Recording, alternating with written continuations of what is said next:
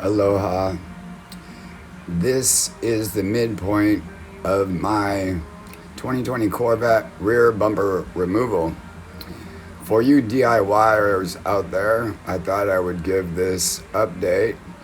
Since I don't have a service manual and I've never removed a 2020 Corvette bumper before, I ran into a couple of things that you should probably know.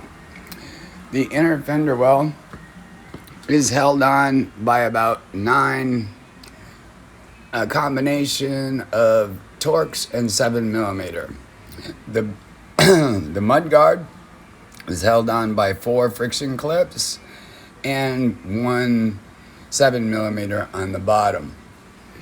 Once you get the inner fender well loose and back, I just hold it back with a screwdriver.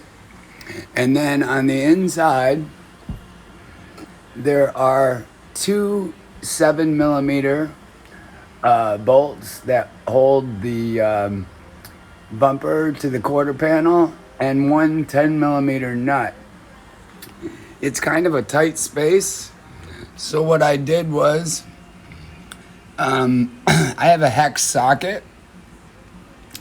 And because the hex is always a 1/4 inch, I used a 1/4 inch ratchet wrench to get to the 2 7mm bolts. I used my 10mm deep well socket, and I have a nice handle that you can turn with your hand and the ratchet if you need to.